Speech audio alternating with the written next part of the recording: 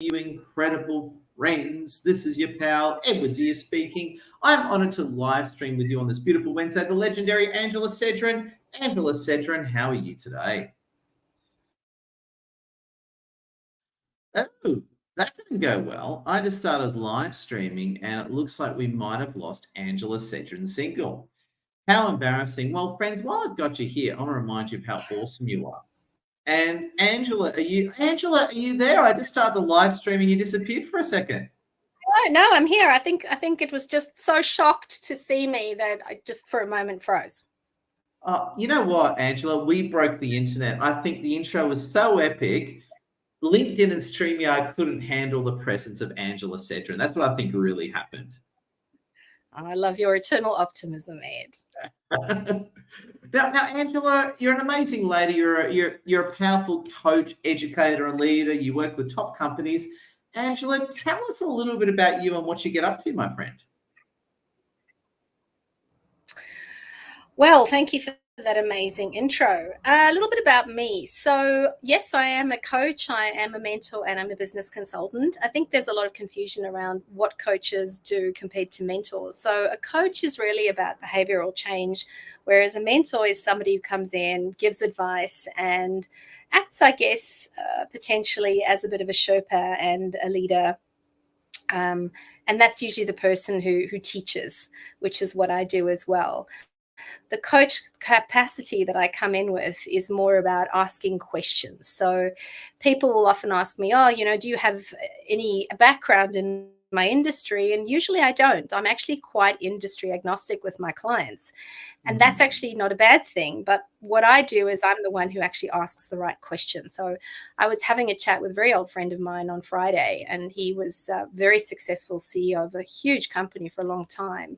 He now runs a startup as well as an engineering company. And he was actually saying to me that it's not about knowing about your industry, it's actually about asking the right questions. So that's what I do as a coach. As a mentor, yes, I do sometimes give advice. One of the things about getting older is that you do tend to collect a lot of wisdom with the years. And then as a consultant, I do obviously come in and solve problems as well. So I blend those three things together. And my speciality really is about coming into your business and helping you manage your business better so that you get better results. And I use two things to do that. One is the right systems and one is the right behaviors, which I would call leadership.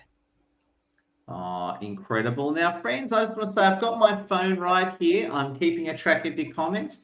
If you just come in, like, share, and comment, and we've got Zane with us. Zane, big welcome. And we've got a great group of you online watching already. Big thank you. Please connect with Angela Sedran and I have a LinkedIn. Smash that like, share, and comment. Now, Angela, when people contact you, what problem are they encountering? What are the triggers that makes people reach out to you?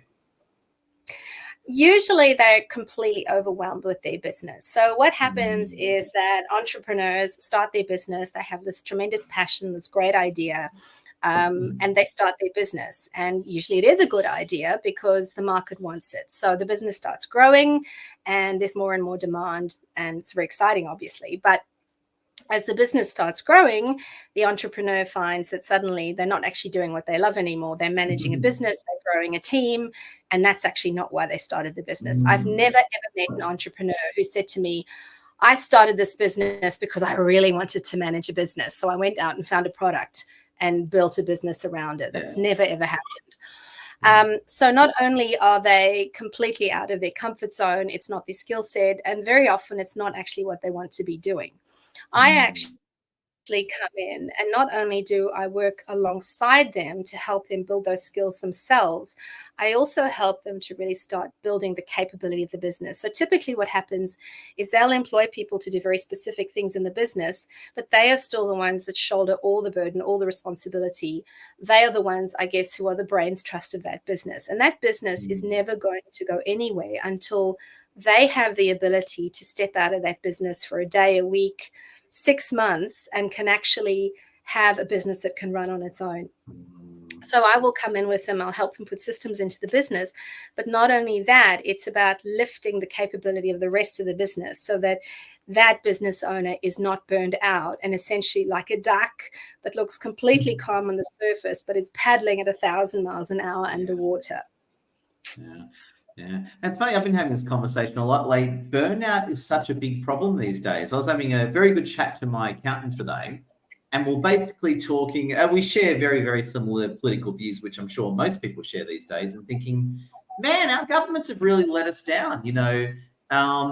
Everything was fine. They shut us all down. They put interest rates through the roof. They're making life so much harder and harder. And basically, we're talking about this is a common problem. People are working harder and harder just to keep up with their same performance last year with all the government intervention and manipulation.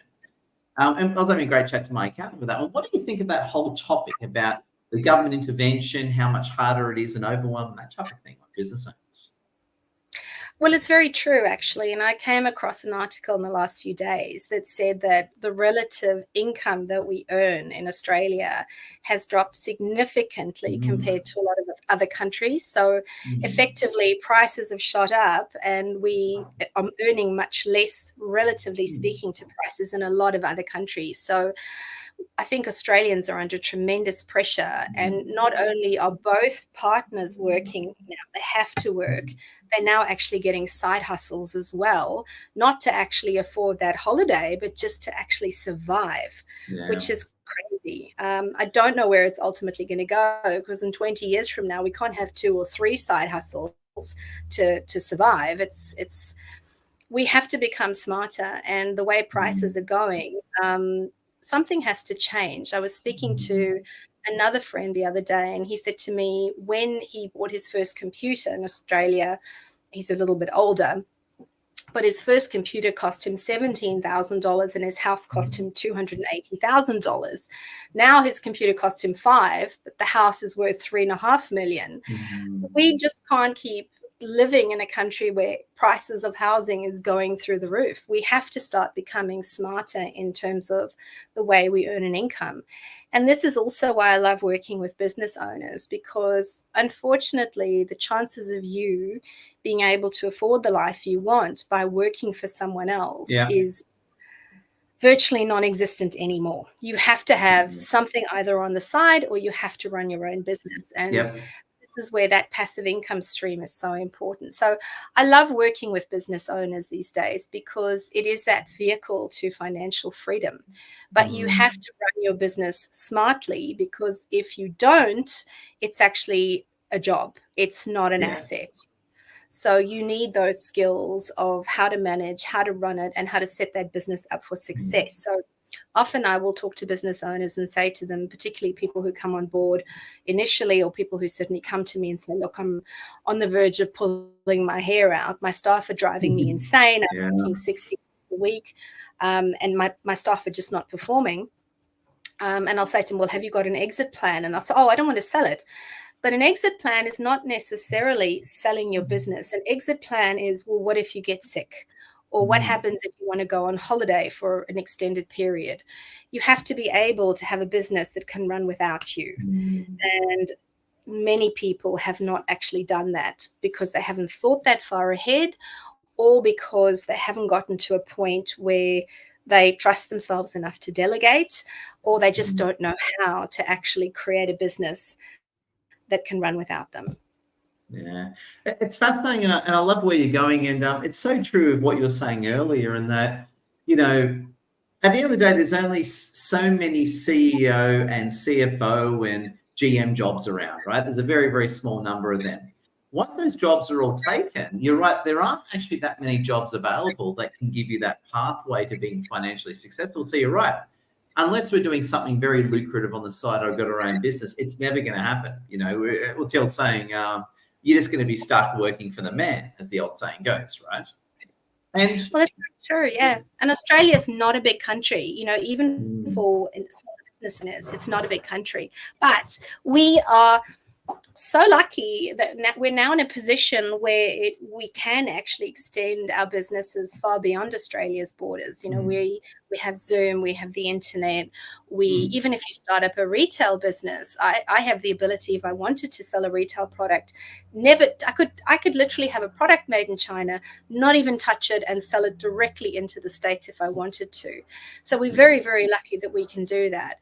Australia is a very expensive country. It's a very small country, and we really need to start looking beyond our borders, create our own business and start looking beyond our borders to make some serious money to be able to live comfortably.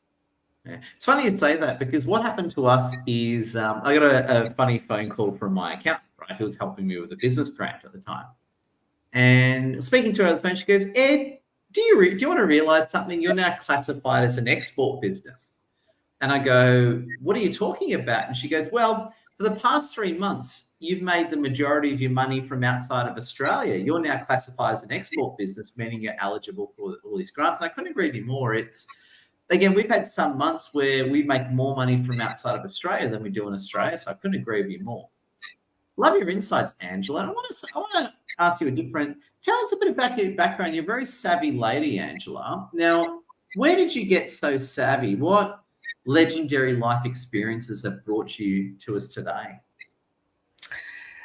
Well, life is kind of funny. You know, when I was growing up, when a lot of little girls grow up, they think that they're going to meet Prince Charming and they're going to end up riding off into the sunset with a knight in shining armor. That wasn't quite the way it worked out. So I met my son's dad when I was 18. Well, first of all, my parents are German Italian, so they were immigrants. They met in South Africa, which I hated growing up there. I always felt like I never belonged.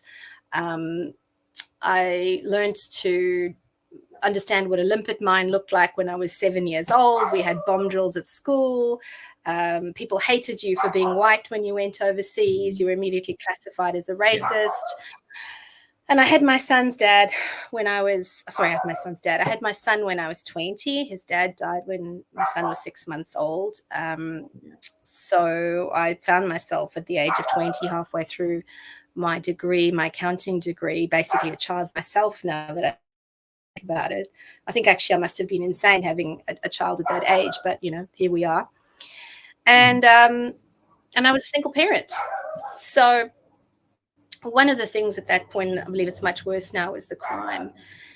And it was time for me to leave anyway. I was too scared to stay. If they didn't shoot you when they hijacked you, the other fear was that they would drive off with your child in the back seat. So I came to Australia when my son was 2.5. I came with my parents and my nonna, which is basically my entire family outside of Europe. And I've been here on and off for 26 years now. So I had my undergraduate degree, and then I found out that my son had progressively gone deaf from the ages of 3 till 6 because they sealed a ear infection in.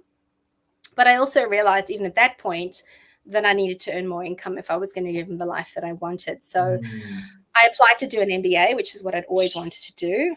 And I'll never forget the day they phoned me to tell me that I got a scholarship. And it's good old imposter syndrome. I'm like, I think you might have the wrong person. Are you sure? Like, can you just double check that it's me? So you believe it. So they're writing up saying, hi, Angela Sedran, we got a scholarship for you. Like, is this a prank call? It's like, no, I think you've got the wrong. No, it must be. Exactly. You're right. Like, no, I think you've got the wrong person. Like, no, it's definitely you. So I was like, oh, okay. So I was very lucky from that perspective. As Computer Associates, I'm very grateful to them. I actually don't know if they exist anymore, but I was very grateful. So that was 2 years of very hard work, and my parents was very lucky to help me through that. And then actually I came out into a post 9/11 market. So it wasn't quite the instant salary boost that I thought it would be, because it was a very depressed market. But I worked my way through that. I went into a really great strategy role eventually that I loved. But what I noticed from that is that no matter how good the strategy, it just was never really implemented very well. Yep. And I had always had a love of psychology and personal development, because I had developed bulimia at the age of 15. There was never much help at that point. So I had always sort of worked on it myself. And for me, I started looking at businesses and going, well, why are things not actually being executed properly? Why is leadership not doing what it should do? And from there, I started really looking at leadership more intensely. So I then moved into a consulting role on strategy execution, which sounds very fancy, but basically what it essentially looks at is getting shit done and getting shit done properly. So, okay, I've got this plan. Well, how do I make sure the plan gets done? And the plan gets done by putting the right system in place and making sure people do the right thing. And usually it always starts at the top, right? If things aren't going right, the fish rots at the head. It usually starts at the top. And what I found, I worked in this very big business. I was strategy director.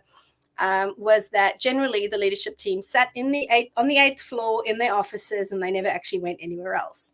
And I had this really cool office. It was in the center of the building, so I had these big glass walls. I didn't have any other windows. But I used to write quotes in colorful markers on the windows. And I had people from all different floors coming and actually reading my quotes all over my walls. And I remember they always saying to me, "Oh, you're such a breath of fresh air." But it was probably too big a cultural shift for the rest of the leadership team.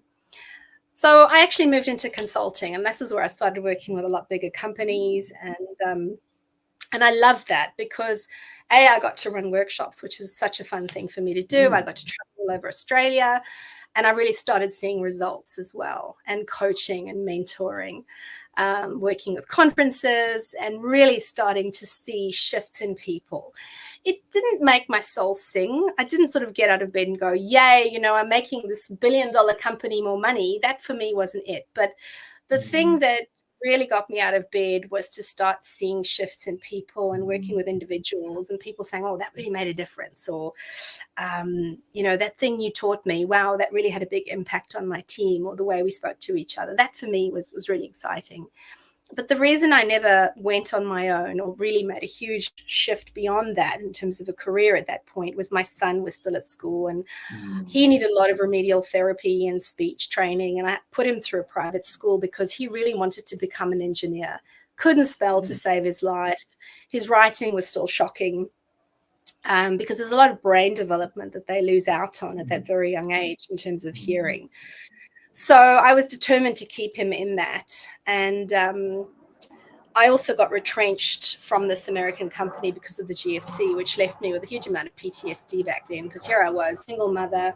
I think he was in about year 9 or 10. And I swore on a stack of Bibles that no matter what happened, we would not lose our home. He would not skip a beat in terms of school. So I moved heaven and earth for 18 months to keep him in school. I think I had 4 jobs. I waitress, God knows what, to make sure that his life was never different.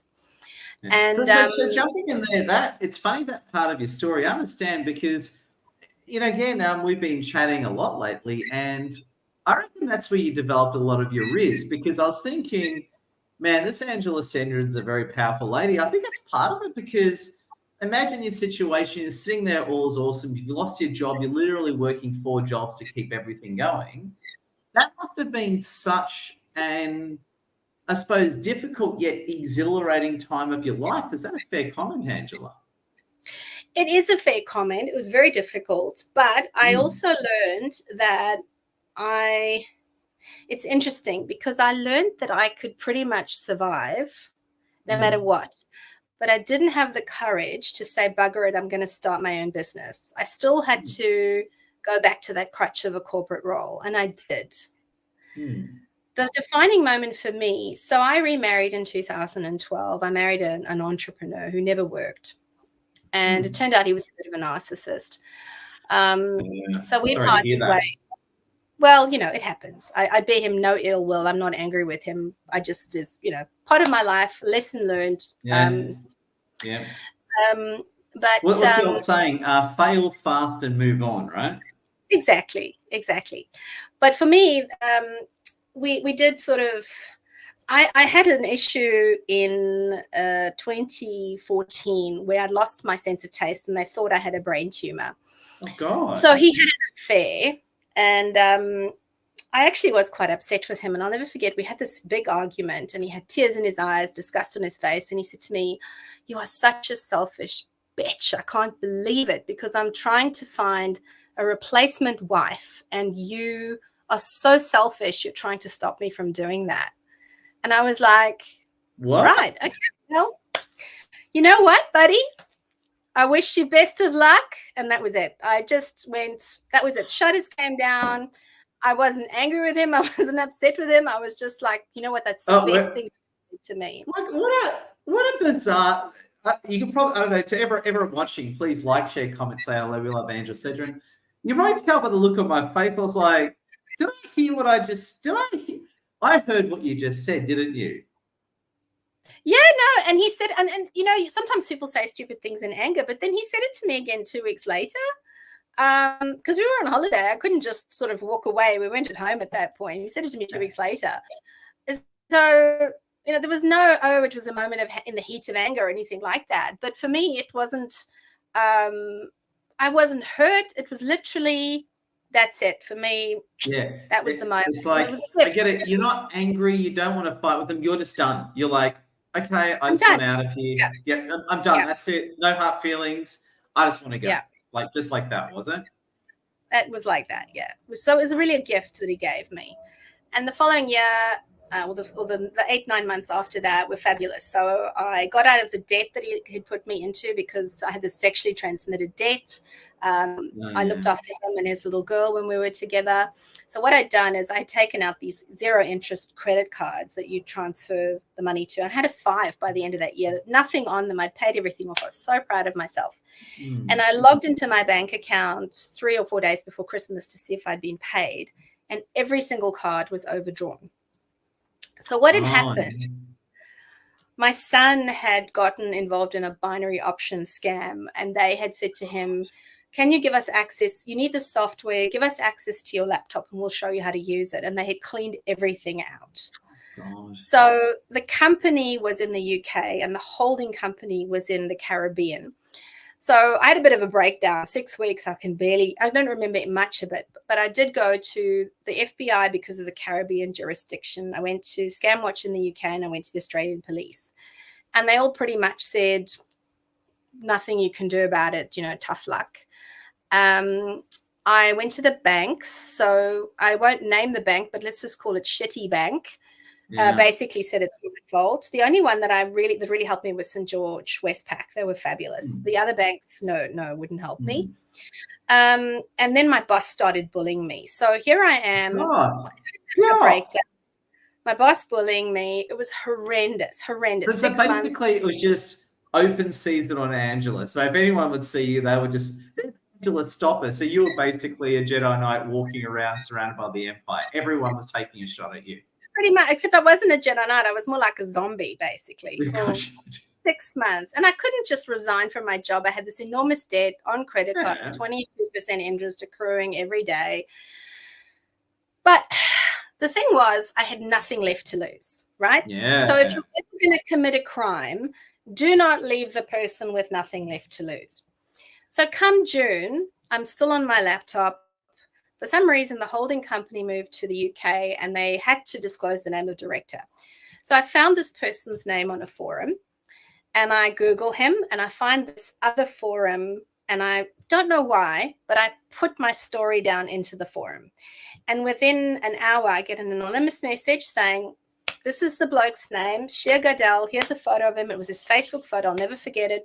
Big, fat, hairy guy, cigar in his mouth on a pink flamingo on a pool, big brick house behind him. And this guy said like Danny DeVito, basically. Danny DeVito playing a bad guy almost. Yeah, but much hairier, right? Sopranos. Is it more Sopranos? The guy from Sopranos. Yeah.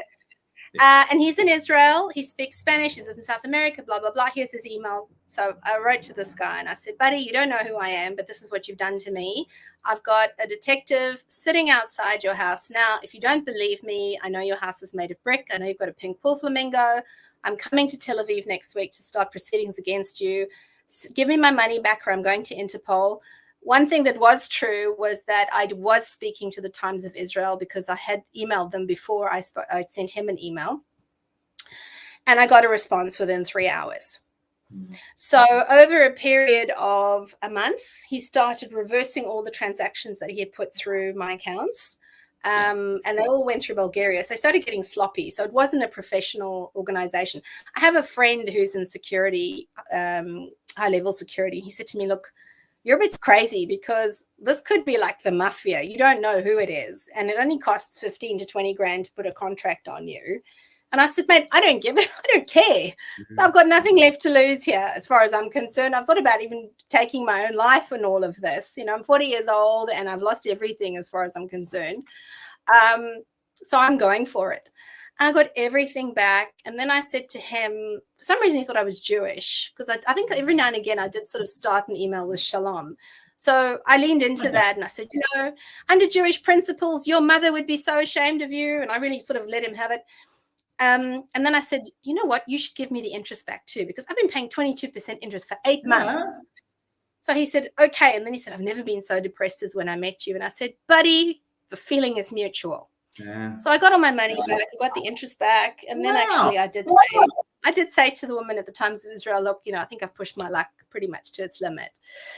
So we didn't publish, but that August, my divorce came through. I got a retrenchment and got all my money back. So that's when I started. So you basically got thrown off a tall building. Then you basically resurrected yourself and climbed back up the top again. So that's right, baby, like a phoenix. There you go. There you go. So so you cannot be killed and you cannot be stopped by conventional weapons. I love it. So, yes, except if I was a cat, I think I've probably got 3 lives left now. There we go. Well, you got enough. There you go. But you can just go buy some more lives. I'm sure a savvy woman like you can just buy yourself back up to the cap and 9 lives. I probably can find one. I'm very good at finding things on the internet, I've decided.